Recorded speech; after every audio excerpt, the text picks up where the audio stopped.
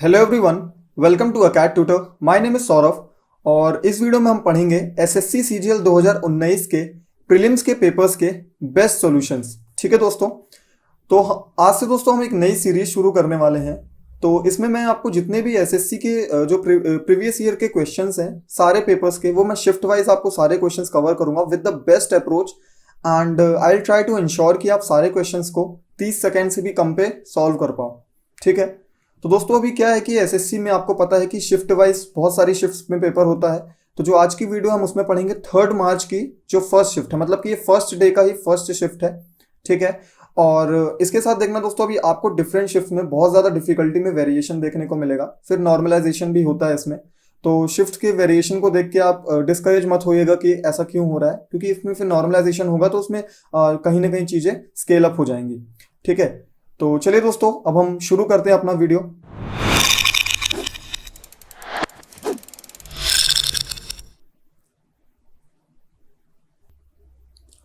तो दोस्तों हमारा पहला क्वेश्चन है, A B and C can individually complete a piece of work in 24 days, 15 days and 12 days respectively. So if B and C started the work and worked for 3 days and left, okay, so the number of days required by A alone to complete the remaining work is। ठीक है दोस्तों, ये बहुत ही simple सा question है और even जो दोस्तों ये शिफ्ट थी, one of the easiest shift थी एसएससी सीजीएल 2019 प्रीलिम्स की। तो इसके क्वेश्चंस बहुत ही सिंपल होने वाले हैं। देखिए फर्स्ट क्वेश्चन हमारा क्या है कि ए है, बी है और सी है। ये 3 इंडिविजुअल पर्सन है और इनकी आपको काम करने के डेज दिया कि अगर एक इंडिविजुअली काम करेगा तो इसको काम करने में 24 डेज लगेंगे, बी अगर इंडिविजुअल काम करेगा तो इसको 15 दिन लगेंगे, सी इंडिविजुअल काम करेगा तो इसको 12 दिन लगेंगे। तो अभी दोस्तों क्या हो रहा है कि स्टार्टिंग में बी और सी मिलके शुरू करते हैं 3 दिन तक और उसके बाद ए अकेले करता है। तो हमें बताना कि ए को कितना टाइम लगा था, ठीक है, रिमेनिंग वर्क में। तो दोस्तों टाइम एंड वर्क के क्वेश्चंस में सबसे सिंपल जो तरीका होता है वो क्या करो, एक वर्क सपोज करना आपको जो कि इनको बराबरी इक्वली डिवाइड कर सके। तो आप इनका एलसीएम ले लो। ठीक है, एलसीएम इनका क्या आएगा, इनका एलसीएम आएगा दोस्तों 120। ठीक है, 120। अब दोस्तों एलसीएम की जरूरत नहीं कि आप एलसीएम, अगर आप जल्दी में हो, अगर एलसीएम की जगह पे आप 120 की जगह का 240 भी लोगे तो भी आपका क्वेश्चन हो जाएगा, बट कैलकुलेशंस थोड़ी सी बढ़ जाती है। अब एक बात बताइए, टोटल वर्क है 120 और ए को 120 काम करने में 24 दिन लगते हैं। ठीक है, मतलब 120 यूनिट काम करने पे 24 दिन लगते हैं। तो वो एक दिन में कितने यूनिट काम करेगा, 5 यूनिट। क्लियर हुआ यहां तक। और बी कितना करेगा एक दिन में, 8 यूनिट, क्योंकि 15 8 120। और सी कितना करेगा एक दिन में, 10 यूनिट। यहां तक क्लियर हुआ भाई कि सबका अगर टोटल डेज आपको पता है काम करने का, तो आप एक एक दिन का निकालोगे सबसे पहले कि एक दिन में ये 5 यूनिट कर सकता है, बी 8 यूनिट और सी 10 यूनिट। अब क्वेश्चन में बी और सी इन दोनों ने क्या किया है, काम को स्टार्ट किया है। यहां तक क्लियर है, 3 दिन तक काम किए, मतलब कि एक दिन में बी और सी, ठीक है, एक दिन में बी और सी कितने यूनिट काम करते हैं, 18 यूनिट काम वो करते हैं। ठीक है, तो 3 दिन में कितना करेंगे, 3 दिन में करेंगे 54। भाई सीधी सी बात है, एक दिन में 18 यूनिट काम हो रहा है, 3 दिन में 54 यूनिट हो रहा है। ठीक है, मतलब कि 54 यूनिट काम बी और सी ने कर दिया। अब बचा कितना, अब दोस्तों 120 टोटल था, आपके पास 54 चला गया, तो अब आपके पास कितना बचा, सीधी सी बात है, ये हो गया आपका 6 और ये हो गया आपका 6, मतलब कि 66 यूनिट काम जो आपका बचा है वो अब ए अकेले करेगा। यहां तक क्लियर। अब मतलब ए अकेले काम को कर रहा है, एक दिन में 5 यूनिट करता है और 66 यूनिट उसको करवाना है, मतलब कितना दिन लगेगा, 66/5। ठीक है दोस्तों, तो इसका मतलब कि जो ए है वो कितने दिन में पूरा काम करेगा बचा हुआ, 13.2, 13.2 डेज। क्लियर, ये कैसे आया, इसको डिवाइड करोगे आप 5 से, ये हो गया 13, फिर हो गया आपका 2, तो 13.2 days is your correct answer. ठीक है, ऑप्शन नंबर डी दोस्तों इज योर करेक्ट आंसर। चलिए हम नेक्स्ट क्वेश्चन देखते हैं। दोस्तों इसमें आपको मैं सॉल्यूशंस बता रहा हूं कि आप डायरेक्ट कर सकते हो। ठीक है, इसमें जैसे कि आपने इस क्वेश्चन में देखा कि आपको ये सब लिखने की जरूरत ही नहीं है। आपने जैसे ही देखा 24 15 12, तो आप यहीं पर क्वेश्चन जहां पे लिखा है बिल्कुल यहीं पर आप लिख लो 120 और सीधे इनकी यूनिट वैल्यू निकाल लो। और फिर लिखा है 3 दिन तक, मतलब कि इनके काम को ट्रिपल करना आपको बी और सी का, फिर बचा हुआ काम के लिए सिर्फ सीधे आपको ये वाला स्टेप लिखना है। ठीक है, ये वाला स्टेप। तो आपका क्वेश्चन इस मैक्सिमम टू मैक्सिमम 10 सेकंड में सॉल्व हो जाएगा। चलिए अब हम नेक्स्ट क्वेश्चन देखते हैं दोस्तों। A lies in the first quadrant and 6 10 is equals to 5। ठीक है दोस्तों, फर्स्ट क्वाड्रेंट एक्चुअली क्यों लिखा है क्वेश्चन में, जैसे आपकी 4 क्वाड्रेंट होते हैं ट्रिग्नोमेट्री में, यहाँ पे सारे पॉजिटिव होते हैं, ठीक है, सारे पॉजिटिव।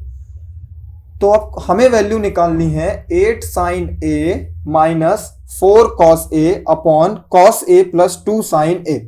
ठीक है दोस्तों, यहां तक समझ में आया आपको कि आपको वैल्यू दी हुई है 6 10 a की और आपको निकालनी है इसकी वैल्यू। ऐसे क्वेश्चन में दोस्तों कुछ नहीं करना, बहुत ही सिंपल सा अप्रोच। क्या करो आप यहां पर, सबसे पहले तो इसको 2 तरीके से कर सकते हो, या तो आप 10 a की वैल्यू निकाल के इसको इक्वेट करके पुट कर दो, जो कि सबसे इजीएस्ट मेथड होगा। ठीक है, जब भी ऐसे डायरेक्ट वैल्यू आपको दी हो तो आप सीधे पुट कर दो, या तो आप 10 a की वैल्यू निकाल के इसको परपेंडिकुलर बेस और हाइपोटेन्यूज आपको पता चल जाएगा, आप उससे भी पुट करके निकाल सकते हो। ठीक है, लेकिन वो बहुत लंबा हो जाएगा, इसलिए मैं आपको सिंपल सा अप्रोच बताता हूं। दोस्तों मान लीजिए आपके क्वेश्चन में गिवन है कि 8 sin a minus 4 cos a upon cos a plus 2 sin a। यहां तक क्लियर हुआ? इसकी वैल्यू आपको कैलकुलेट करनी है। अब दोस्तों आपको सिंपल देख के समझ में आ रहा है, सिंपल सा लॉजिक है कि भाई साइन ए और कॉस ए तो गिवन है क्वेश्चन में और आपको 10 में वैल्यू दी है, तो आप इसको 10 में कन्वर्ट कर लो। अब आप 10 में कैसे कन्वर्ट कर सकते हो, आप पूरा जो आपका न्यूमरेटर है और पूरा आपका डिनोमिनेटर है, इस दोनों को अगर आप cos a से डिवाइड कर दो, देखो cos a से डिवाइड करोगे तो sin अपॉन cos 10 बन जाएगा और ये cos से cos कैंसिल, नीचे भी सिंपल ऐसा ही होगा। तो हम ऊपर और नीचे cos a से डिवाइड कर रहे हैं। ठीक है, तो अब मैं इतना स्टेप नहीं लिखूंगा, अब डायरेक्ट देखो आप cos a से डिवाइड करोगे तो यहां पे क्या बचेगा 8 10 a, यहां पे बचेगा आपका 8 10 a माइनस 4, क्योंकि cos से cos कैंसिल, लेकिन नीचे उल्टा होगा, यहां पर 1 हो जाएगा, 1 प्लस 2 10 a। यहां तक दोस्तों क्लियर हुआ? अब आप यहां पर 10 a की वैल्यू डायरेक्ट पुट कर दो। 10 a की वैल्यू पुट करोगे दोस्तों, 10 a की वैल्यू क्या है 5 अपॉन 6, तो ऊपर क्या आएगी 8 इंटू 5 अपॉन 6 माइनस 4, फिर अपॉन में क्या है 1 प्लस 2 इंटू 5 अपॉन 6। यहां तक क्लियर दोस्तों? अभी आप यहीं से अगर आपको थोड़ी भी मतलब आपने जब ट्रिग्नोमेट्री से प्रैक्टिस की होगी पहले, तो आप यहां से डायरेक्ट कर सकते हो, सीधे आंसर निकाल दोगे। ठीक है, लेकिन अभी आप क्या करो, इसको कैंसिल करो। ठीक है, स्टेप बाय स्टेप देखो, 2 से कैंसिल करोगे आएगा आपका 3, यहां से कैंसिल करोगे आपका आएगा 4, मतलब कि 4 5 20 माइनस 12 दैट इज 8 अपॉन 3। तो अपर में क्या आ गया 8 अपॉन 3। अब डिनोमिनेटर में भी सॉल्व कर लो, डिनोमिनेटर में क्या आएगा दोस्तों, यहां से 2 से ये आपका कैंसिल, तो आपका कितना हो गया 5 और यहां पे 3, दैट मीन्स नीचे क्या आ गया, नीचे भी आ गया आपका 8 अपॉन 3। ठीक है दोस्तों, यहां तक क्लियर हुआ? हमने यहां पर किया था तो कितना हो गया था 20 माइनस 12, मतलब कि 8 अपॉन 3, और नीचे भी कितना आ रहा है 8 अपॉन 3। दोस्तों अगर आप फर्दर कैंसिल करोगे तो ये पूरी वैल्यू आपकी यहां से यहां कैंसिल और आपका आंसर आ जाएगा 1। ठीक है दोस्तों, जब भी ऐसे क्वेश्चंस होते हैं ना, आप देखना आंसर 1 हो जाता है, 0 हो जाता है, -1। ठीक है, तो आपको देख के ऐसे ही अभी जब आप प्रैक्टिस करोगे ना, जब आपने यहां पर देखा कि भाई 8 है, यहाँ पे 4 है, अब हम 10 a बना रहे हैं, यहाँ पे 5 अपॉन 6 है, तो ये 2-3 स्टेप तो आपको लिखने की जरूरत ही नहीं थी, आप यहां से डायरेक्ट लिख सकते थे भाई कि 8 है और 10 a की वैल्यू 5 अपॉन 6 है, सीधे पुट कर दो, तो आपका आंसर इसमें भी दोस्तों 30 सेकंड से कम में आ जाएगा। ठीक है, ये एक ईजीएस्ट शिफ्ट है, तो इसमें बहुत इजीली क्वेश्चन सॉल्व हो जाएंगे। अब देखो ये कितना ईजी क्वेश्चन है। अब एसएससी अब क्यों ऐसे लेता है पेपर समझ में नहीं आता, कुछ शिफ्ट इतनी ज्यादा इजी कर देते हैं लोग। दोस्तों इसमें x माइनस वाई की वैल्यू गिवन है और एक्स वाई की वैल्यू गिवन है। ठीक है, अब हमसे पूछा है क्वेश्चन में कि X cube minus Y cube का वैल्यू निकालो। अब यार सिंपल सी बात है कि x minus Y whole cube का फॉर्मूला तो आप जानते ही हो क्या होता है। इसका फॉर्मूला होता है X cube minus Y cube minus 3xy और ब्रैकेट में x माइनस वाई। बिल्कुल सिंपल, मतलब कुछ भी नहीं इस क्वेश्चन में, तो मतलब कुछ भी नहीं है अल्टीमेटली। ठीक है, आप देखो x माइनस वाई की वैल्यू 4 है, 4 का क्यूब करोगे तो 64 आ जाएगा। यहां पर x cube minus Y cube की वैल्यू हमें निकालनी है, x cube minus Y cube की वैल्यू हमें निकालनी है। आप यहां पर -3 इंटू एक्स वाई की वैल्यू होगी 45। ठीक है, और x माइनस वाई की वैल्यू है 4। दोस्तों बहुत ही सिंपल सा क्वेश्चन है, कुछ भी नहीं है इस क्वेश्चन में। ठीक है, यहां से दोस्तों आपकी वैल्यू आ गई 64 is equals to X cube minus Y cube. ठीक है, और ये हो गया दोस्तों आपका 45 3 जा 135 और 135 इंटू 4, 135 इंटू 4। ठीक है, अब आप इसको चाहते तो आप डायरेक्ट भी लिख सकते थे कि भाई 135 इंटू 4 कैसे करोगे, 100 को 4 टाइम्स करोगे तो 400 और 35 को करोगे तो 540। ठीक है, तो आप यहां पर ही आप इसको डायरेक्ट लिख सकते थे, और या तो आप ऐसे कर सकते थे इस क्वेश्चन को कि भाई 45 को 4 से करोगे तो 90 इंटू 2 दैट इज 180, और 180 का 3 से करोगे तो 18 3 54, दैट मीन्स 540। अब दोस्तों 540 को आप यहाँ पे शिफ्ट कर दोगे तो जो आपका आंसर आएगा वो आपका आंसर कितना आ जाएगा, तो दोस्तों ये हो गया आपका X cube minus Y cube is equals to 540 plus 64। ठीक है, तो आपका आंसर हो गया दोस्तों 604। दोस्तों option number A 604 is your correct answer. यहां तक क्लियर हुआ। चलिए दोस्तों अब हम क्वेश्चन नंबर 4 देखते हैं हमारा। ठीक है दोस्तों, क्वेश्चन नंबर 4 तो बिल्कुल बहुत ही इजी सा क्वेश्चन है मेंसुरेशन का, बहुत ही सिंपल सा क्वेश्चन है, कुछ भी नहीं इस क्वेश्चन में कि a radius of a circular garden is 42 metre, so the distance in metre covered by running 8 rounds around it is. Okay, that means एक सर्कुलर गार्डन है। ठीक है दोस्तों, अगर मैं इसको आपको अगर आप विजुअलाइज करके देखना चाहते हो कि मैं समझना चाहते हो इस क्वेश्चन को, तो देखिए ये आपका मान लीजिए एक सर्कुलर गार्डन है दोस्तों। अभी सर्कुलर गार्डन में क्या है, मान लीजिए सर्कुलर गार्डन है, इसका जो आपको रेडियस क्या गिवन है 42। ठीक है, रेडियस है आपका 42। ठीक है, और आपको ये सरफेस देखो, कोई भी व्यक्ति राउंड मार रहा है तो वो अंदर तो नहीं घूमेगा कि भाई ऐसे ऐसे घूमे, वो ऐसे सरफेस पे ही घूमेगा। तो सरफेस को हम क्या बोलते हैं, सरकमफ्रेंस। ठीक है, मतलब कि अगर हम सर्कल का सरकमफ्रेंस निकाल लें तो एक राउंड की वैल्यू हो जाएगी सरकमफ्रेंस के बराबर, और हमें कितने की निकालनी है, 8 राउंड की। मतलब कि वो 8 राउंड में कितना डिस्टेंस कवर करेगा, मतलब कि सरकमफ्रेंस का 8 टाइम्स। अब दोस्तों सरकमफ्रेंस की वैल्यू क्या होती है, circumference of circle, circumference of circle दोस्तों कितना होता है, 2 पाई आर, 2 पाई आर होता है। अब भाई आर की वैल्यू हमें 42 गिवन है, अब आप 2 पाई आर की वैल्यू पुट करोगे तो ये हो गया आपके 2 इंटू 22/7 और इंटू आर, आर की वैल्यू कितनी है दोस्तों 42, दैट मीन्स 7 1 7 और यहां पे आपका ये हो गया 6 टाइम्स। ठीक है, तो हो गया दोस्तों आपका 44 इंटू 6। तो 44 इंटू 6 की वैल्यू कितनी होती है, 44 इंटू 6। ठीक है, तो 6 4 जा 24, 6 4 जा ये हो गया 26। ठीक है, तो आपका हो गया दोस्तों 264, ये क्या आपका सरकमफ्रेंस, सरकमफ्रेंस। अब आपको दोस्तों ये एक राउंड की वैल्यू, कितने राउंड की, एक राउंड की, यहां तक क्लियर। अब हमें निकालना है 8 राउंड की वैल्यू। ठीक है, अब हम दोस्तों 8 राउंड की वैल्यू के लिए क्या करेंगे, इसको 8 से multiply, that means 8 round is equals to 264 into 8।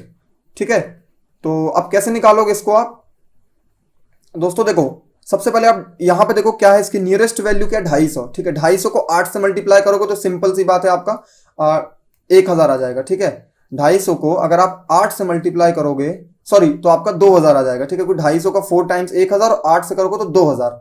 ठीक है, 2000 और ये 250 से कितना ज्यादा है 14, तो 14 को 8 से करोगे तो 112, मतलब कि 2000 और 112, तो 2112, मतलब कि 2112 जो आपका मीटर है वो क्या है, आपकी distance covered in running 8 round around the circle, circular garden. That means option number B is your correct answer. चलिए दोस्तों अब हम नेक्स्ट क्वेश्चन देखते हैं हमारा। दोस्तों नेक्स्ट क्वेश्चन हमारा डेटा इंटरप्रिटेशन का है, और जैसा कि हाल ही में आपने देखा कि एसएससी के सारे ही पेपर में डेटा इंटरप्रिटेशन के क्वेश्चंस हर शिफ्ट में पूछे जाते हैं, 3 से 4 क्वेश्चन। तो एक बहुत ही इंपॉर्टेंट है और बहुत ही सिंपल से होता है डेटा इंटरप्रिटेशन। ठीक है, देखो इस क्वेश्चन में क्या था, गिवन टेबल शोज, और देखो कभी भी अभी डेटा इंटरप्रिटेशन में क्या हो रहा है कि क्वेश्चंस लाइन से नहीं आ रहे हैं, तो ये जो डाटा को आप अपने तरीके से जो अंडरस्टैंड करते हैं इसको आपको याद रखना है। ठीक है, ऐसा नहीं कि आप बार बार क्वेश्चन पढ़ोगे, इतना टाइम नहीं होगा एग्जाम हॉल में। तो the given table shows the number of cars 5 different models ABCDE produced during the year 2012 to 17, so study the table and answer the questions that follow। मतलब दोस्तों ये टेबल में एक्चुअली क्या है कि 5 काइंड्स ऑफ कार का हमें value दिया है कि ABCDE। ठीक है, 5 मॉडल है कार के, और ये सर्टेन नंबर पे इनके प्रोडक्शन दी हुई है कि किस साल कितना प्रोडक्शन हुआ है। ठीक है, और हमें क्वेश्चंस के आंसर देने हैं। तो दोस्तों पहला क्वेश्चन है कि इन द ईयर 2015, मतलब कि ये जो आपका ईयर है 2015। अब हमें इस क्वेश्चन को ऐसे डेटा इंटरप्रिटेशन में सीधे आपकी नजर 2015 पे आ जानी चाहिए, मतलब कि अब आपको बाकी सेक्शन से कोई मतलब नहीं, अब आपको केवल क्या देखना है 2015। ठीक है, तो 2015 में which of the car constitute exactly 20% of the total number of cars. देखो टोटल नंबर ऑफ कार कितनी है 100, आपको 100 का 20% होता है 20, तो अब आपको बताना है कि कौन से टाइप की जो कार है वो एकदम 20 मतलब 20,000 प्रोड्यूस हुई, क्योंकि थाउजेंड्स में है। ठीक है, तो भाई सीधी सी बात है, ये 100 है तो 20 किस में दिख रहा है आपको, ई में। ठीक है, तो इसका आंसर क्या हो जाएगा, ई, ऑप्शन नंबर ए। मतलब कि टोटल का 20% का है, केवल ई ही एक ऐसा काइंड ऑफ जो मॉडल था जिसमें 20% कार प्रोड्यूस हुई है इन द ईयर 2015। ठीक है दोस्तों, तो ये था ऑप्शन नंबर ए और आपका आंसर है ई। चलिए हम नेक्स्ट क्वेश्चन देखते हैं, क्वेश्चन नंबर 6। दोस्तों क्वेश्चन नंबर 6 के एकदम सिंपल प्रॉफिट लॉस का भी मैंने आपको दिखाया था कुछ जो प्रैक्टिस बैच में कि इस टाइप के क्वेश्चन को कैसे सॉल्व करना है। A person sells an article 10% below its cost price, he sold it for 330 rupees more, he would have made a profit of 20%. So what is the original selling price? है so दोस्तों एकदम simple सा question है, और ऐसे question मैंने आपको बताया कुछ भी नहीं लिखना है, सीधे क्या लिखो आप 332। अब एक बात बताओ, पहले 10% कम कॉस्ट प्राइस पे बेच रहा था, अब 20% ज्यादा, मतलब दोनों के बीच का डिफरेंस कितना 30%।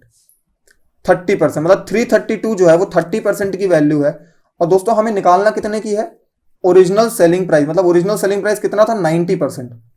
भाई पहले तो 10% कम पे बेच रहा था, मतलब कि हमें 90% की वैल्यू निकालना है। ठीक है दोस्तों, एकदम सिंपल क्वेश्चन है, इसमें कुछ भी नहीं है, सीधे आप इसको कैंसिल करोगे, 30 से ये 3 टाइम्स जाएगा, 3 टाइम्स जाने का इसको आप मल्टीप्लाई करोगे तो ये हो गया 900 और ये हो गया आपका 96, मतलब कि 996 इज योर करेक्ट आंसर।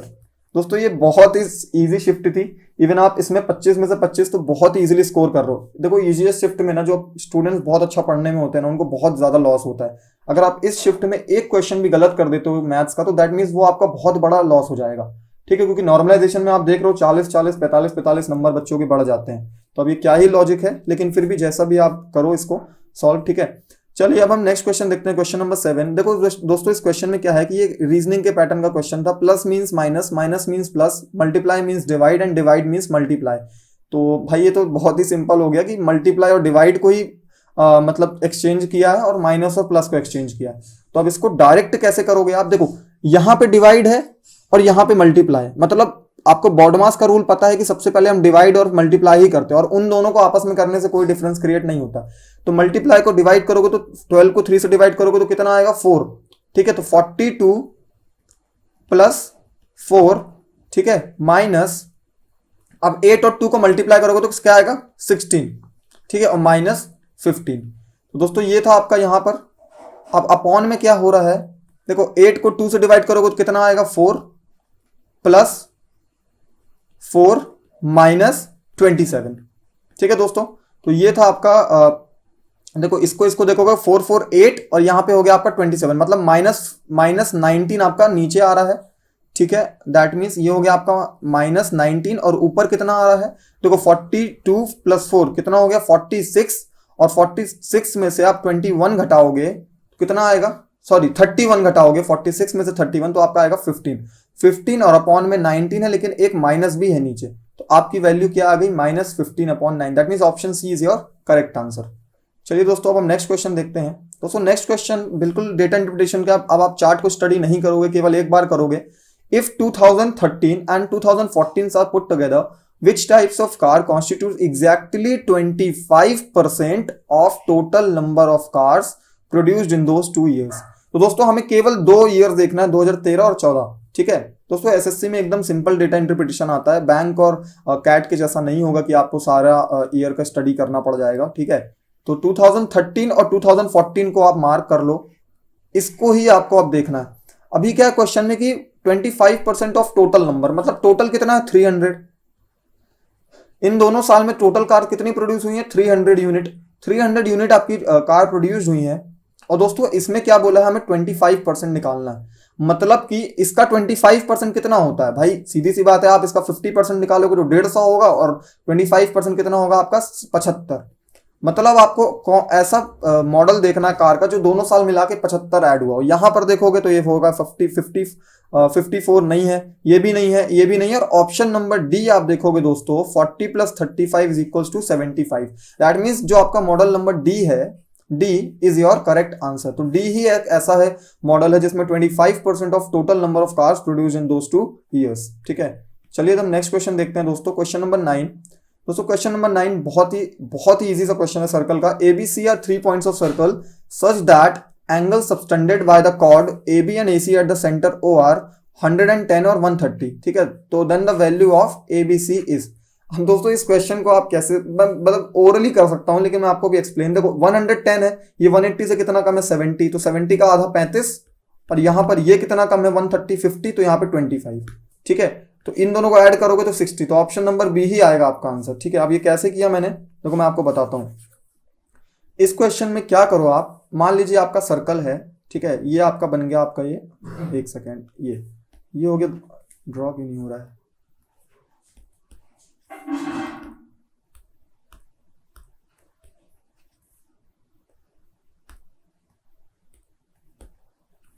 ये ड्रॉ होने में कुछ प्रॉब्लम हो रही है दोस्तों। चलिए हम ऐसे ही ड्रॉ कर लेते हैं सर्कल। देखिए वो शायद कुछ टेक्निकल एरर हो रही है। तो दोस्तों ये आपका सर्कल है, ठीक है, सर्कल का ये आपका सेंटर है। अभी इस क्वेश्चन में क्या गिवन है कि 3 पॉइंट्स हैं। ठीक है, मान लीजिए ये हो गया आपका पॉइंट हो गया आपका ये A, ये है आपका पॉइंट B, ये हो गया आपका पॉइंट C। ठीक है, 3 हमने पॉइंट ले लिए। अभी क्वेश्चन में क्या बोला है कि जो कॉर्ड है AB एंड AC, ठीक है, अब कॉर्ड किसको बोलते हैं, मान लीजिए ये है आपकी कॉर्ड AB और ये है आपकी कॉर्ड AC। ठीक है, ये थोड़ा सा डिस्टर्ब हुआ है लेकिन ठीक है, इस क्वेश्चन में आपको कुछ ज्यादा दिमाग लगाना नहीं है। देखो ए हो गया कॉर्ड AB और ये हो गया कॉर्ड AC। अब जो AB है ये सेंटर पे कितने डिग्री का एंगल बना रहा है दोस्तों, ये बना रहा है सेंटर पर 110 डिग्री। और ये वाला कितने डिग्री का एंगल बना रहा है दोस्तों, ये वाला आपका जो कॉर्ड है ये बना रहा है 130 डिग्री का। ठीक है, अब इस क्वेश्चन का देखो लॉजिक क्या है, सिंपल सा लॉजिक है दोस्तों कि आपको पता है कि सर्कल की जो रेडियस है ये सेंटर है, तो ये तीनों लाइन क्या है रेडियस, और ये रेडियस हमेशा इक्वल होती है। और दो साइड अगर ट्राइंगल की इक्वल है तो उनके साइड के एंगल भी इक्वल होते हैं। मतलब अगर ये थीटा तो ये थीटा, और अगर ये अल्फा तो ये भी अल्फा। यहां तक क्लियर हुआ भाई, ये एंगल 130 है और ये दोनों रेडियस है तो इनके सामने के एंगल भी इक्वल। अब दोस्तों ट्राइंगल की तीनों एंगल का सम होता है 180, ये इतना 130 है, मतलब इन दोनों का सम कितना होगा 50। तो 50 का अगर आप हाफ करोगे तो 25। ठीक है, आपको बस इस एंगल की वैल्यू बतानी है ना भाई, ये वाले एंगल की आपको एंगल बताना है CAB है ना, BAC। ठीक है, BAC या CAB जो भी बोलो, आपको इस पूरे एंगल की वैल्यू बतानी, मतलब अल्फा प्लस थीटा की। अब अल्फा की कितनी आ गई, अल्फा की आ गई आपकी 25, और थीटा की सिमिलरली निकालोगे भाई, ये 110 है और ये बचा एंगल कितना 70 डिग्री टोटल, तो 70 का आधा आधा कर लो 35। मैंने आपको बताया था ना, इसको 180 से माइनस करके, ठीक है, इनका हाफ कर दो। ठीक है, आप सीधे से इस क्वेश्चन में क्या किया करो, इनको हाफ कर दिया, मतलब इनको पहले 180 से माइनस करके हाफ कर दो और ऐड कर दो। ठीक है, अब इन दोनों को ऐड करोगे तो कितना आएगा 25 + 35। ठीक है, तो इज इक्वल्स टू 60। तो option number B is your correct answer. चलिए दोस्तों नेक्स्ट क्वेश्चन देखते हैं। अब देखिए ये कितना सिंपल सा क्वेश्चन है कि a train crosses a pole in 12 second and a bridge of length 170 metre in 36 second. अब दोस्तों आप एक ट्रेन है, अब ट्रेन कैसे किसी भी ब्रिज या किसी भी पोल को कैसे क्रॉस करती है, जैसे मान लीजिए ये आपका पोल है, ठीक है, ये हो गया आपका पोल। तो दोस्तों पोल का जो डिस्टेंस होता है हम उसको कंसीडर ही नहीं करते, हम उसको नेग्लिजिबल समझते हैं, क्योंकि पोल की क्या डिस्टेंस होगी ट्रेन के कंपेरिजन में। तो पोल को कवर करने में वो 12 सेकेंड लेता है दोस्तों। अगर मान लीजिए मैं ये सपोज कर लूं कि ट्रेन की लेंथ है x मीटर, ट्रेन की लेंथ है x मीटर, ठीक है, तो x मीटर पहली बार में वो कितना कवर करेगा, अपनी लेंथ प्लस पोल की, और पोल की नेग्लिजिबल होती, मतलब x डिस्टेंस कवर करने में उसको 12 सेकेंड लगा है। ठीक है, अब सेकेंड कंडीशन में ब्रिज भी दिया है, ब्रिज कितना 170 मीटर, मतलब कि ट्रेन जो है अपना डिस्टेंस तो कवर करेगी लेकिन वो उसके साथ अब ब्रिज का भी डिस्टेंस कवर करेगी, तो 170। ठीक है, तो 170, और ये कितने डिस्टेंस में कर रही है 36 सेकेंड। दोस्तों ये कितना ही मतलब सिंपल क्वेश्चन है, ये CGL का क्वेश्चन है, सोचिए CGL के प्रीलिम्स का क्वेश्चन है। अब देखो इनके बीच का डिफरेंस कितना है 24 सेकेंड, और इनके बीच का डिफरेंस कितना है 170। मतलब कि दोस्तों 170 मीटर डिस्टेंस कवर करने में ट्रेन को 24 सेकेंड लगते हैं। यहां तक क्लियर हुआ।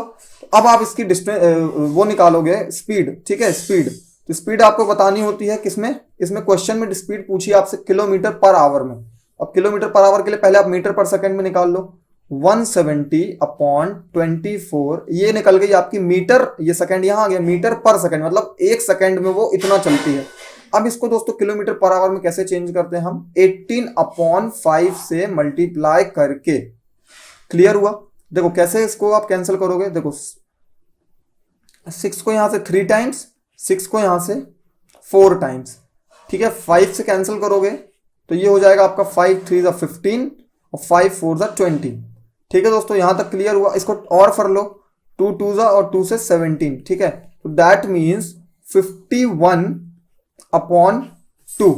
यहां तक क्लियर हो दोस्तों। 51 अपॉन 2 का मतलब क्या होता है 25.5, ठीक है। तो ऑप्शन नंबर सी जो है आपका, ये है आपका correct answer. 25/5 is your correct, 25.5 is your correct answer, option number C. चलिए दोस्तों, अब हम नेक्स्ट क्वेश्चन देखते हैं।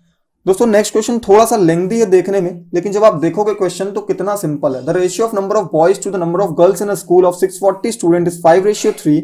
if 30 more girls are admitted in the school, so how many more boys should be admitted so that the ratio of boys to that of girls become 14:9।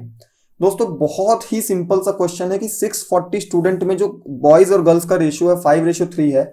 अभी school में 30 नई लड़कियां आ गई तो रेशियो बिकम्स 14:9, ठीक है।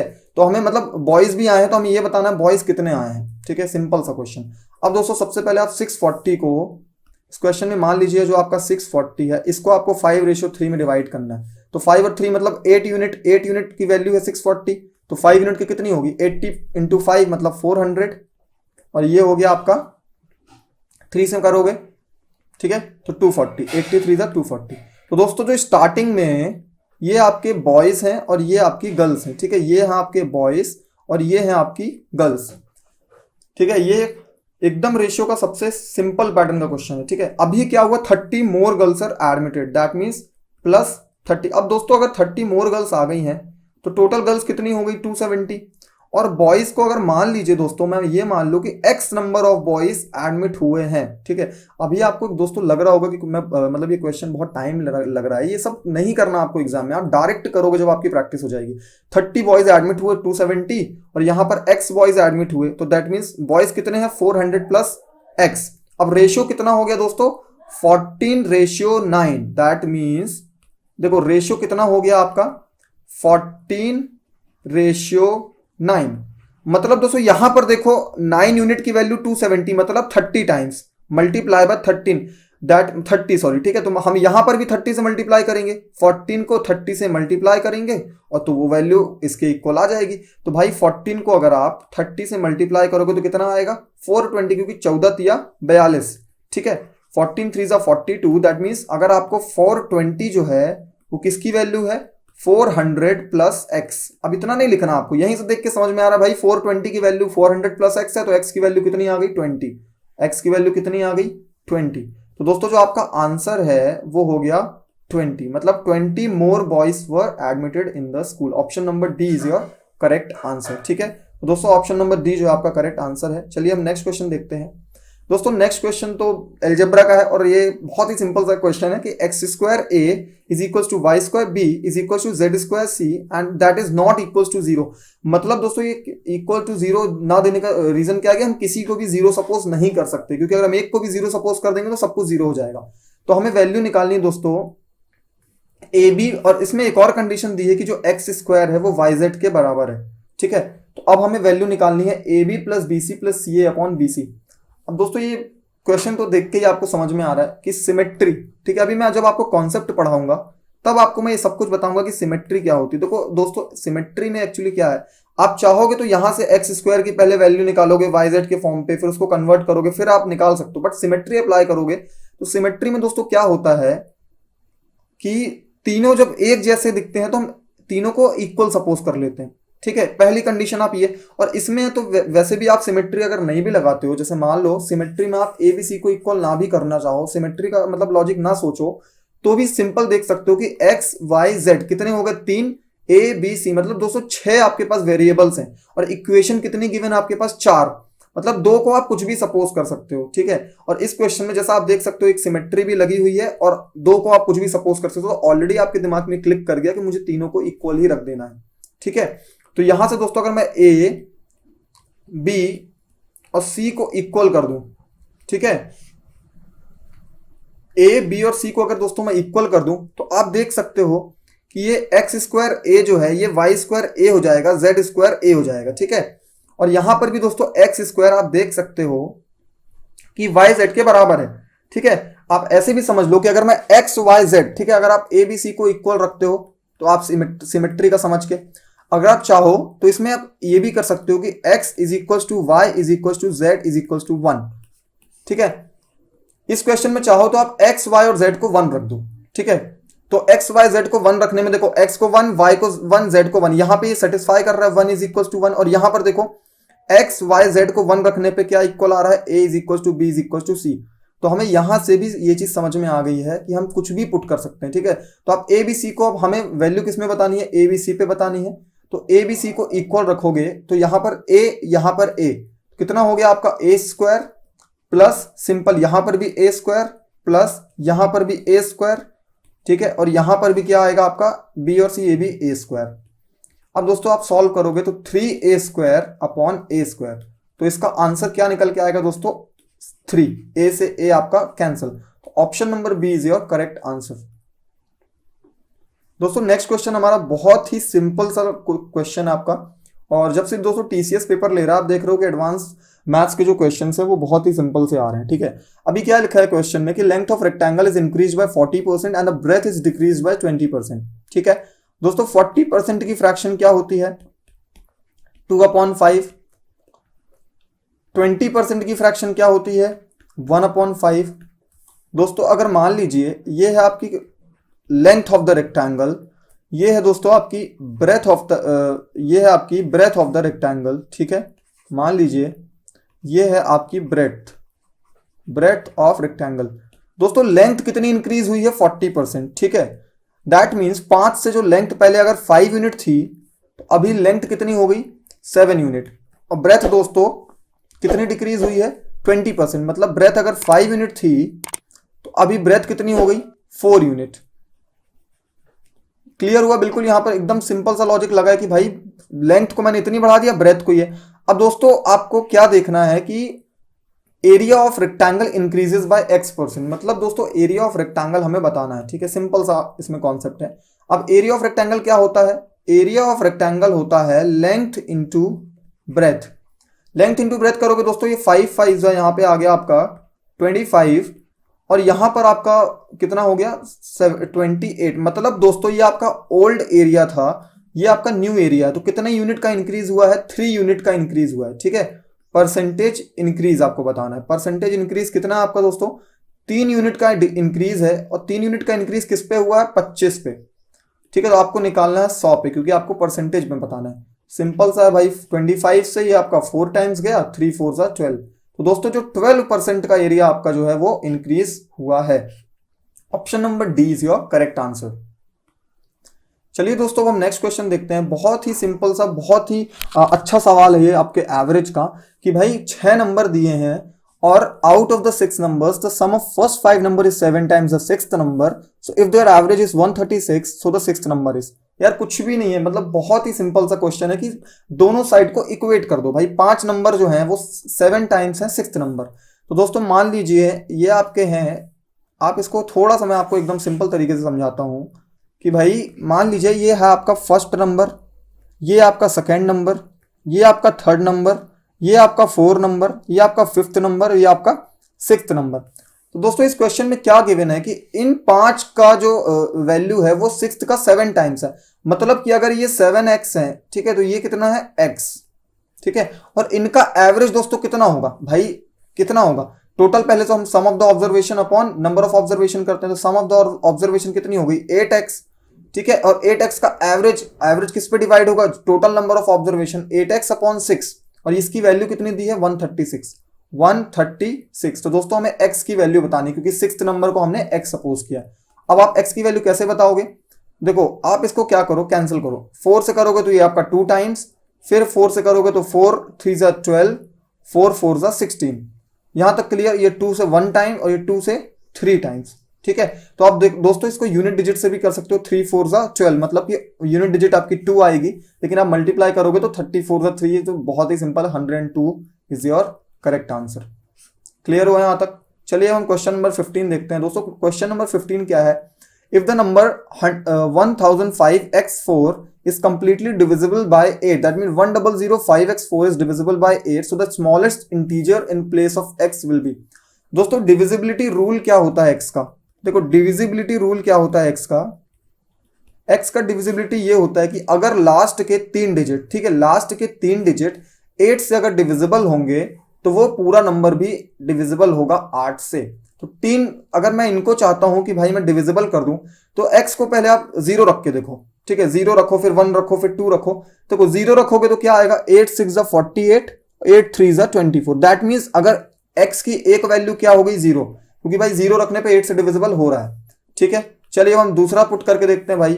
देखो अगर आप 1 पुट करोगे तो भाई कितना आएगा, 8 3 48 34। नहीं, अब सीधी सी बात है भाई, 0 पुट करने पे आया है तो अब इसमें 8 को ऐड करोगे। भाई रोटेशन होती है ना, कोई भी नंबर अगर 8 से डिविजिबल मतलब वो हर 8 के बाद होगा, ठीक है। तो नेक्स्ट नंबर आपका x की वैल्यू क्या होगी 8, लेकिन हमसे क्वेश्चन में पूछा स्मॉलेस्ट इंटीजर, ठीक है। तो that means option number B is your correct answer, ठीक है दोस्तों, option number B is your correct answer.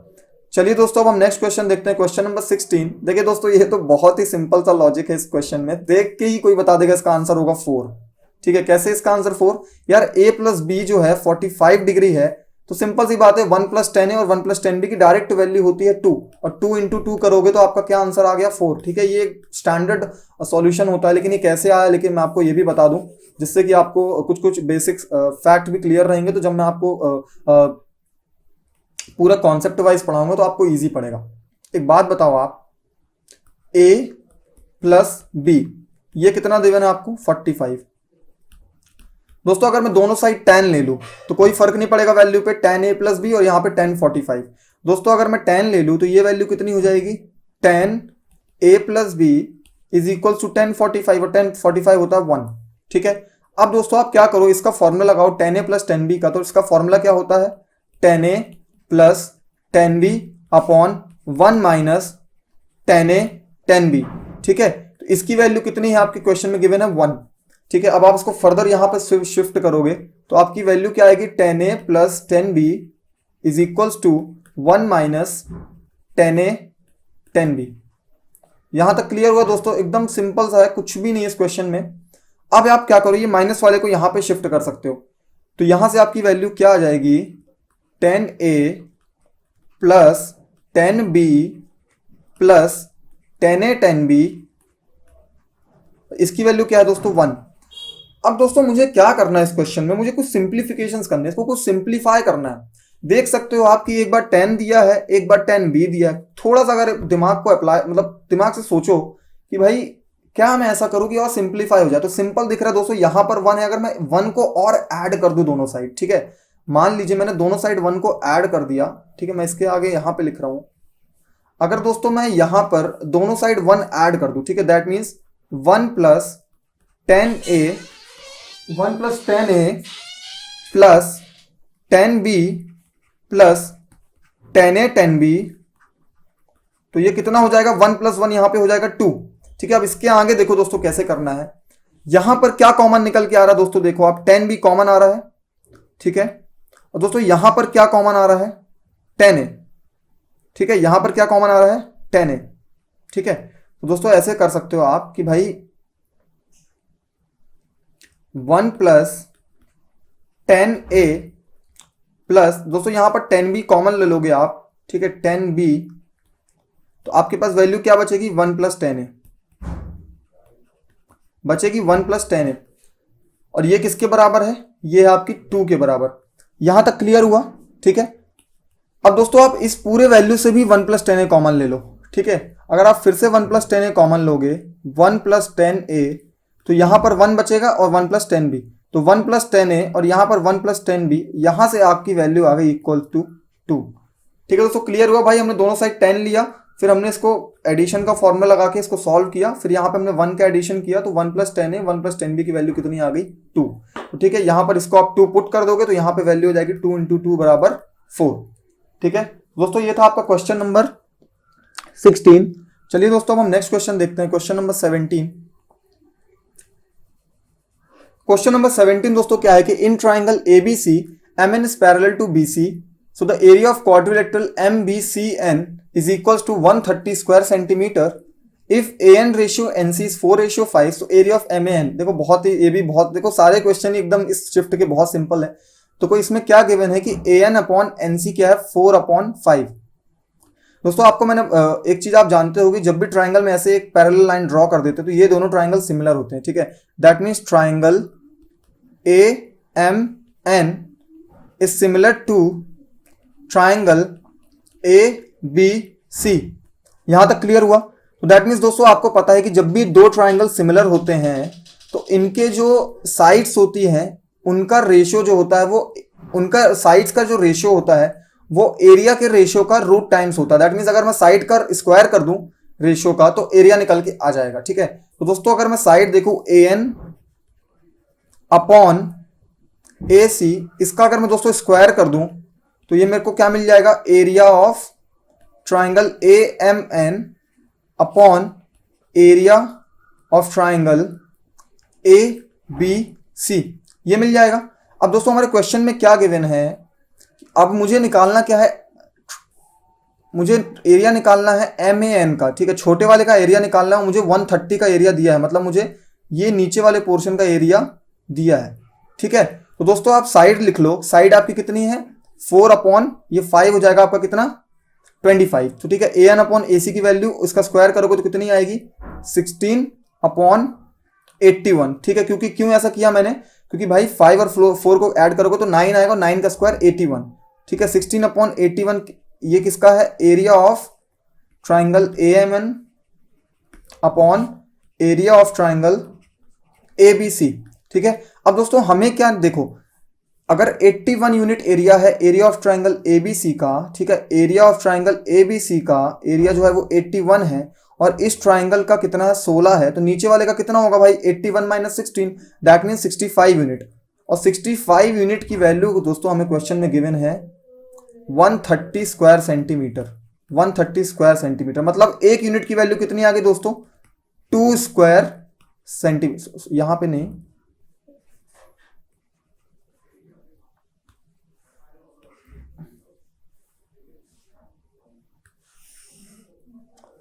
दोस्तों यहां पर आपकी एक यूनिट की वैल्यू आ गई, एक यूनिट की वैल्यू 2 स्क्वायर सेंटीमीटर। ठीक है, अब हमें क्वेश्चन निकालना है MAN। ठीक है, अब दोस्तों MAN की कितनी यूनिट थी, एरिया ऑफ ट्राइंगल MAN की थी 16 यूनिट और एक यूनिट की 2, मतलब 16 × 2 मतलब 32 स्क्वायर सेंटीमीटर। क्या है दोस्तों इस क्वेश्चन का आंसर, मतलब जो एरिया ऑफ ट्राइंगल MAN है उसका जो एरिया है वो कितना 32 स्क्वायर सेंटीमीटर। ठीक है, ऑप्शन नंबर सी। चलिए दोस्तों हम नेक्स्ट क्वेश्चन देखते हैं, क्वेश्चन नंबर 18। दोस्तों क्वेश्चन नंबर 18 है कि a shopkeeper marks the price of the article in such a way that after allowing 28% discount he wants a gain of 12%। So if the mark price is 224 rupees then the cost price of the article is. दोस्तों इस question को बहुत सारे तरीकों से किया जा सकता है। अभी मेरी प्रैक्टिस बैच में डिस्काउंट का चैप्टर चल ही रहा है, उसमें आपको मैं बताऊंगा कैसे आप जब 2% को सक्सेसिव रूप में वो यूज होते हैं। देखिए यहाँ पे सक्सेसिव ही यूज होगा क्योंकि डिस्काउंट पहले किया उसने, फिर उसके बाद वो गेन भी चाहता है, सक्सेसिव हो रहा है। तो ऐसे क्वेश्चन में आप रेशियो मेथड अप्लाई करोगे, जैसे अभी सिंपल इंटरेस्ट कंपाउंड इंटरेस्ट में भी रेशियो अप्लाई होगा। ठीक है, फिर अभी आपका जो भी जैसे कंपाउंडिंग होगी, ठीक है, जैसे जहां भी कंपाउंडिंग होगी वहां पे ये अप्लाई होगा। दोस्तों 28% की फ्रैक्शन वैल्यू कितनी होती है, 28% की कितनी होती है दोस्तों 7/25। क्यों, क्योंकि 4% की होती है 1/25, तो 28 की हो गई 7/25। और 12% की कितनी होगी, बिल्कुल सिंपल 4% की 1/25, तो ये होगी आपके 3/25। क्लियर। दोस्तों इस क्वेश्चन में क्या है आपके पास कि 28% का डिस्काउंट मिला है फर्स्ट कंडीशन में, मतलब कि 25 से 18, ठीक है, 25 से आपका 18, यह आपका रेशियो निकल गया। दोस्तों ये एक्चुअली याद रखिएगा, ये है आपका मार्क्ड प्राइस और ये है आपका सेलिंग प्राइस, क्योंकि ये डिस्काउंट मार्क प्राइस पे मिलता है, सेलिंग प्राइस। तो नेक्स्ट कंडीशन में दोस्तों कभी भी रेशियो को आप ऐसे लिखोगे कि आपका एक चीज हमेशा सेम होता है, वो होता है सेलिंग प्राइस। सेलिंग प्राइस हमेशा सेम होता है। तो यहां पर सेलिंग प्राइस को आप लिखोगे तो वो रेशियो अपने आप कैंसिल हो जाएगा। यहां तक क्लियर हुआ? तो आपको हमेशा सेलिंग प्राइस को लेफ्ट साइड लिखना है, एक बार राइट साइड। और सेकेंड कंडीशन में गेन हो रहा है 12% का, मतलब कि अगर मैंने कॉस्ट प्राइस को मान लिया 25 यूनिट, तो आपका ये जो है वो कितना हो जाएगा, 28 यूनिट। ठीक है, गेन हुआ है भाई 3 यूनिट का। ठीक है, अब सिंपल आप क्या करो, इनको मल्टीप्लाई कर दो। ऐसे क्वेश्चन में कुछ नहीं, सीधे आप मल्टीप्लाई करो। मल्टीप्लाई करोगे तो सीधे आपकी किसकी रेशियो निकल के आएगी, जिससे शुरू हुआ जिसमें खत्म हुआ। ये आपका सीपी है, ये एसपी है। और ऐसा हो क्यों रहा है वो भी मैं आपको बताऊंगा।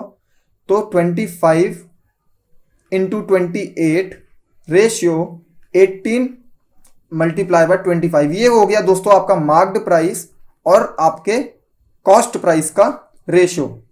ठीक है, आई होप गाइस कि आपको यहां पर ये चीजें क्लियर हो गई होंगी। बहुत ही सिंपल और बहुत ही इंपॉर्टेंट क्वेश्चन है। देखो ऐसा हमने क्यों किया, हम एक्चुअली करते क्या है, सेलिंग प्राइस को इक्वल बना देते हैं और अल्टीमेटली हम क्या करते हैं, सेलिंग प्राइस को इक्वल। तो सेलिंग प्राइस को इक्वल बनाने के लिए आप क्या करोगे भाई, 28 का मल्टीप्लाई 18 से भी और इससे भी, रेशियो को बैलेंस करने के लिए 28 का ऊपर और यहां पे मल्टीप्लाई करोगे तो भाई 25 इंटू 28, और ये जो एसपी है दोनों जगह सेम है इसलिए कैंसिल हो गया, तो 25 इंटू 28 आ गया। और सिमिलरली यहां पर इसको इक्वल बनाने के लिए 18 का मल्टीप्लाई यहां पे और यहां पे, तो ये हो गया आपका। अब आपको इसको सॉल्व नहीं करना है, यहीं पर आप फर्दर कैंसिल कर दो। ये 25 से आपका ये 25 कैंसिल, ठीक है, ये आपका 2 से 9 टाइम्स और ये 2 से आपका 14 टाइम्स, मतलब 14 रेशियो 9 है आपका मार्क्ड प्राइस और कॉस्ट प्राइस का रेशियो। दोस्तों मार्क्ड प्राइस की वैल्यू कितनी है, 224, और ये कितने यूनिट के बराबर है, 14 यूनिट के बराबर, और आपको निकालना कितना है, 9। ठीक है, तो आप कैंसिल कर दो दोस्तों, 14 1 14 और 14 6 84, ठीक है, और 16 9 144। तो दोस्तों इस क्वेश्चन का आंसर है option number A, that is 144। तो चलिए दोस्तों अब हम नेक्स्ट क्वेश्चन देखते हैं, क्वेश्चन नंबर 19। दोस्तों क्वेश्चन नंबर 19 बहुत ही सिंपल सा है, सिलेंडर का क्वेश्चन है कि भाई if the radius of 2 cylinder are in the ratio 3:4 and if the heights are in the ratio 4:9 then the ratio of their volume is. अब देखो यार इस क्वेश्चन में है क्या, एक्चुअली दो अलग अलग वॉल्यूम दिया है और उनका रेशियो हमें बताना। अब जब भी रेशियो बताना दोस्तों, तो जो कांस्टेंट वैल्यूज होती है वो बिल्कुल मैटर नहीं करती, आप उनको सीधे नेग्लेक्ट कर सकते हो। जैसे कि आपको पता है वॉल्यूम ऑफ सिलेंडर क्या होता है, पाई आर स्क्वायर एच। अब पाई तो क्या है, कांस्टेंट ही रहेगा, तो आपको पाई को लेना ही नहीं है। आप लेके उसको सॉल्व करोगे कोई मतलब नहीं, कैलकुलेशन में कोई इफेक्ट नहीं पड़ेगा। तो यहां पर आपका रेशियो कितना होगा, R1 square H1 ratio R2 square H2। Ultimately दोस्तों आपको यही निकालना है।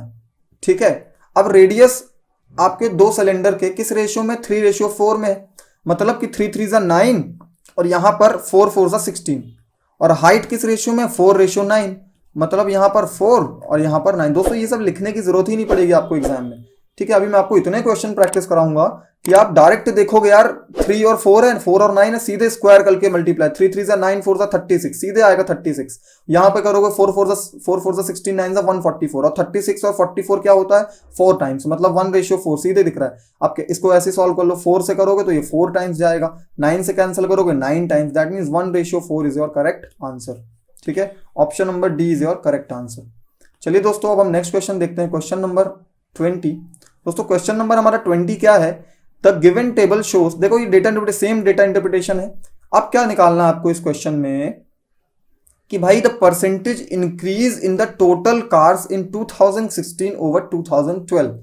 अब इसमें दो ईयर दिए हैं आपका, 2016 वाला ईयर मतलब कि ये वाला, और आपका और कुछ कौन सा दिया हुआ है 2012, मतलब कि इसके ये आपका ऊपर वाला। ठीक है, इसमें टोटल का इंक्रीज कितने का हुआ है भाई, अगर ये 120 है और ये 180 है, मतलब आपका 60 यूनिट का इंक्रीज है।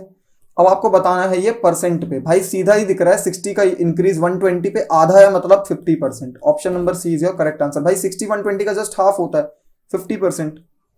नेक्स्ट क्वेश्चन, क्वेश्चन नंबर 21 दोस्तों बिल्कुल सिंपल क्वेश्चन है कि x y z are three integers such that x plus Y की वैल्यू ये है, y प्लस जेड ये, z प्लस एक्स ये, तो find the value of X square upon Y Z. ठीक है, कुछ नहीं करना दोस्तों इस क्वेश्चन में, ये तो यार आपने स्कूल में बहुत बार पढ़ा होगा, इस टाइप के क्वेश्चन हमारे स्कूल में 8-9 में हम पढ़ते थे। अभी एसएससी सीजीएल ऐसे क्वेश्चन पूछ रहा है। ठीक है, ये हो गया आपका 13, z प्लस एक्स कितना है 17। यार इसको आप देख के कर सकते हो। ठीक है, इसको इतना लिखना नहीं एग्जाम में, सीधे देखो x प्लस वाई दिया, y प्लस जेड, z मतलब दो बार हुआ है, सबको ऐड करके हाफ कर दो। सबको ऐड करके हाफ कर दोगे तो आपको x plus Y plus Z की वैल्यू मिल जाएगी। अब जब x plus Y plus Z की मिल जाएगी तो ये एक्स वाई दिया, z की पता चल जाएगी। चलो मैं बताता हूँ, सबको ऐड करोगे कितना आएगा भाई, ये हो गया आपका 17 और 13 कितना हो गया 30 और 38, और 38 ये किसके बराबर है 2 times of x plus Y plus Z. तो दोस्तों यहां से x plus Y plus Z की वैल्यू कितनी आ गई आपकी 19। यहां तक क्लियर हुआ भाई, x plus Y plus Z कितना आ गया आपका 19। अब यहां पे देखो, अगर x प्लस वाई की वैल्यू 8 है और तीनों के एडिशन 19 है तो z कितना होगा भाई 11 होगा। देखो 11 और 8 19 यहां पे। सिमिलरली y प्लस जेड आपका 13 है तो x आपका कितना होगा भाई 6 होगा, सीधी सी बात है। z प्लस एक्स आपका 17 है तो y आपका कितना होगा 2। अब देखो सीधे निकालो X square upon Y Z, X square करोगे तो 6 6 36। ठीक है, X square upon Y Z करोगे तो 6 6 36 अपॉन वाई जेड कितना है, वाई जेड आपका 11 इंटू 2 22। ठीक है, तो सीधे करोगे तो आपका ये कैंसिल हो जाएगा, ये आएगा आपका 18 और ये होगा आपका 11। दोस्तों 18 अपॉन 11 जो आपका करेक्ट आंसर है, तो option number D is your correct answer. चलिए दोस्तों नेक्स्ट क्वेश्चन देखते हैं। दोस्तों नेक्स्ट क्वेश्चन है कि the area of triangle is 44 square centimetre, D is the mid point of BC and E is the mid point of AB। यार ये तो बहुत ही सिंपल, अभी मैंने आपको जो पैरेलल वाला क्वेश्चन कराया उसका ही मिड पॉइंट वाला है। अब मिड पॉइंट में तो बहुत ही मतलब सिंपल क्वेश्चन बन जाता है। ठीक है, मिड पॉइंट में भाई कोई भी मिड पॉइंट होता है ना, जैसे मान लो ये मिड पॉइंट है और ये आपका मिड पॉइंट है, आपने इसको इससे ऐड कर दिया। अब क्या D is the mid point, यहाँ पे E is the mid point. समय हमेशा मिड पॉइंट पहले लिख लिया करो। ठीक है, D is the mid point of BC, मतलब D is the mid point of BC and E is the mid point of AB। तो ये हो गया आपका A। दोस्तों इस क्वेश्चन में ट्राइंगल ABC, देखो सबसे पहले ना जब भी ये मिड पॉइंट है तो आपको एक चीज याद रखनी है भाई, मिड पॉइंट का मतलब क्या होता है कि अगर ये 1 यूनिट है तो ये भी 1 यूनिट है। तो इसीलिए ऐसे क्वेश्चन में ये 1 यूनिट तो ये 1 यूनिट और ये 1 यूनिट तो ये 2 हो जाएगी। क्यों, ऐसा क्यों है भाई, 1 है ये 2 क्यों हो जाएगा। जैसे मैंने आपको, ये पैरेलल लाइन है तो ये दोनों ट्राइंगल क्या है, ये दोनों ट्राइंगल एक्चुअली हैं क्या, ये आपके सिमिलर ट्राइंगल है। ये 1 है तो ये टोटल कितना हो गया 2। भाई इतना 1 है तो टोटल 2 है, तो सिमिलरली इतना 1 है तो इतना 2 है, तो सिमिलरली यहां पर भी ये 1 है तो ये टोटल कितना हो गया 2। मतलब कि जो आपका DE अपॉन AC ये कितना आ गया 1/2। दोस्तों आपसे ABC का एरिया दिया है 44 और ये एक्चुअली इनका एरिया क्या होगा, अगर आप एरिया निकालोगे, एरिया ऑफ ट्राइंगल, ठीक है, एरिया को हम डेल से डिनोट करते हैं। ठीक है, जैसे मान लीजिए आपका डेल है, del of triangle BDE upon del of triangle ABC। ठीक है, ये कितना होगा भाई DE अपॉन AC के स्क्वायर के बराबर होगा कि नहीं होगा भाई। अब यहां से आप देखो DE अपॉन AC की वैल्यू क्या 1/2, मतलब ये 1/4, मतलब जो एरिया है दोस्तों वो 1/4 पे होगा। ठीक है, अब सिंपल सा लॉजिक है कि यहां पर 4 यूनिट की वैल्यू कितनी दी है क्वेश्चन में 44, मतलब 11 टाइम्स। तो ये जो 1 है इसकी वैल्यू क्या होगी 11, ये 11 टाइम्स है भाई, तो ये भी आपकी 11 टाइम्स होगी। तो जो ट्राइंगल BD और E है इसका जो एरिया है वो किसके इक्वल है 11 यूनिट के बराबर, sorry 11 square centimetre. Option number A is your correct answer. चलिए दोस्तों हम क्वेश्चन नंबर 23 देखते हैं। नेक्स्ट क्वेश्चन है बहुत ही सिंपल इंटरेस्ट का क्वेश्चन है। देखिए दोस्तों पहला क्वेश्चन क्या है, 4300 rupees becomes 4644 in 2 years at simple interest and the principal amount that will become 10,104 rupees in 5 years at the same rate of interest। ठीक है, तो सभी को बन जाएगा ये question, I am very sure कि ये बहुत ही सिंपल क्वेश्चन। देखो 4300 जो है 2 साल में इतना हुआ, पहले आप इनके बीच का भाई डिफरेंस निकाल लो, कितने का डिफरेंस है 344। मतलब कि एक चीज तो क्लियर हो गई भाई कि मेरे को 344 रुपए का इंटरेस्ट मिला है, कितने साल में मिला है 2 साल में। तो दोस्तों 2 साल में इतना मिला तो 1 साल में कितना हो गया, 1 साल में हो गया आपका ये 17 और ये 2, तो 172 रुपीज कितना हो गया आपका 1 ईयर का इंटरेस्ट हो गया। अब हम पहले तो हमें निकालना भाई रेट, कि रेट ऑफ इंटरेस्ट क्या है, तो आप सीधे निकाल लो कि 172 का इंटरेस्ट मिला है और किस पे मिला है 4300 पे। ठीक है, तो 100 पे कितना मिला, रेट का मतलब होता है परसेंटेज, ठीक है। तो आप देखो ये 2 जीरो से ये 2 जीरो कट गया, ये इससे 4 गया, मतलब रेट परसेंट हमारी दोस्तों कितनी आ गई 4%। और दोस्तों मैंने ये सेम क्वेश्चन आपको जब मैंने शॉर्ट्स करवाए थे तब मैंने ये क्वेश्चन आपको कराया था, आपको याद होगा। ये 4% आपकी वैल्यू क्या आ गई, ये आ गई रेट परसेंट। और सेकेंड कंडीशन में दोस्तों क्या है कि हमें अमाउंट दिया है, हमें प्रिंसिपल निकालना है और रेट सेम है। तो दोस्तों रेट परसेंट पर एनम पे 4%, मतलब 1 साल का 4%, तो 5 साल का कितना हो गया भाई, 5 ईयर्स का रेट कितना हो गया आपका 20%। यहां तक क्लियर हुआ कि भाई 1 साल का 4% तो 5 साल का 20%, मतलब कि जो 10,104 रुपए है ये 120% की वैल्यू है, ठीक है। 10,104 रुपए जो है ये आपकी 120% की वैल्यू है दोस्तों, और हमें निकालनी है 100% की वैल्यू, दैट इज प्रिंसिपल, ठीक है, क्लियर। अब आप इसको सॉल्व करोगे फर्दर, तो कैसे सॉल्व करोगे, देखो ये जीरो से आपका ये जीरो कैंसिल, ठीक है। अब आप इसको करोगे 12 से, तो 12 अट्ठे 96, 5 12 चौके 48 और 12 दूनी 24, 8420 जो है दोस्तों आपका वो प्रिंसिपल है, 8420, ठीक है। तो option number A is your correct answer, ₹8420 is your principal. दोस्तों अगर क्वेश्चन ना समझ में आना वीडियो को रिपीट कर लो, बिल्कुल सिंपल से क्वेश्चन है, इसलिए मैं ज्यादा इसको डिटेल में नहीं बता रहा हूँ कि ये बहुत ही इजी शिफ्ट थी, ठीक है। अभी हम आने वाली वीडियोस में और डिटेल में भी क्वेश्चंस को सॉल्व करेंगे, ठीक है।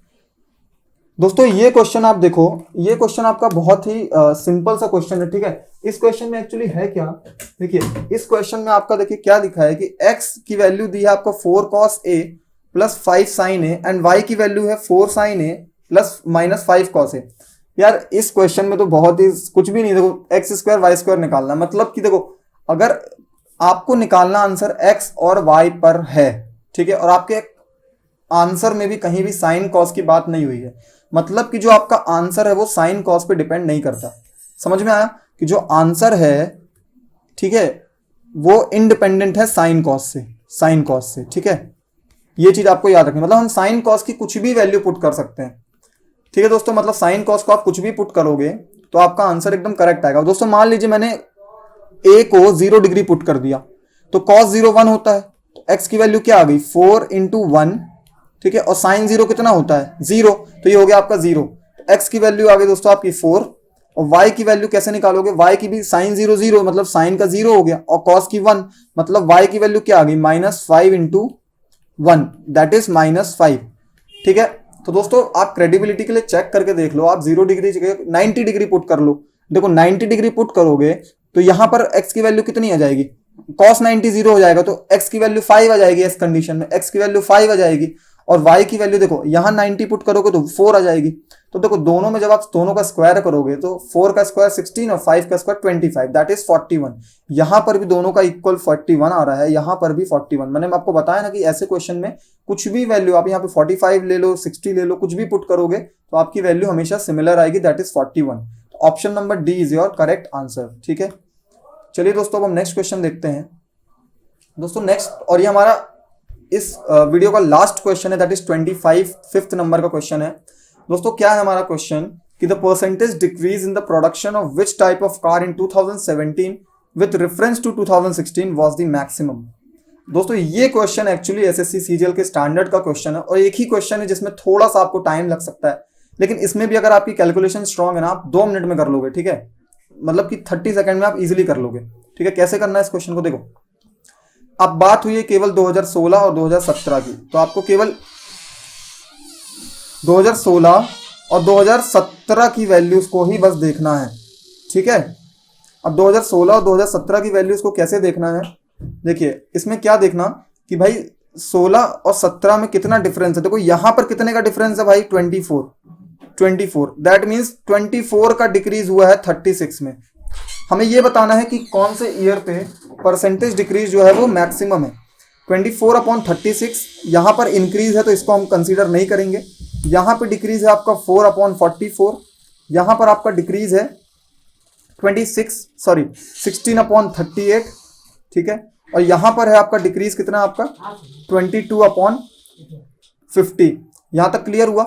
तो दोस्तों एक बात बताइए आप कि इस क्वेश्चन में सिंपली आप देख सकते हो कि यहां पर जो कौन सी फ्रैक्शन है जो कि सबसे बड़ी फ्रैक्शन है, सबसे ज्यादा डिक्रीज यहां पे किसमें है, ठीक है, तो इसका डिफरेंस देखो कितना है।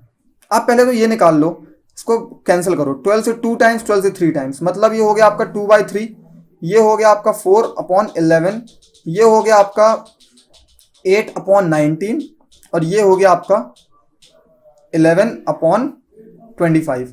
दोस्तों यहां से आप देख सकते हो ये आपका 44% है सीधे सीधे, ये है आपका 66%। मतलब आपको जो भी वैल्यू अगर 66 से नीचे आ गई तो ठीक, नहीं तो आपका 66% ही होगा। तो देखो ये 66 है, आप इसको कैंसिल करोगे, 1/11 कितना होता है, 9.09%। और यहां पर आप देखोगे 1980, मतलब 8 लोगे तो ये लगभग लगा आपका 7 के अराउंड पे आपकी वैल्यू बनेगी।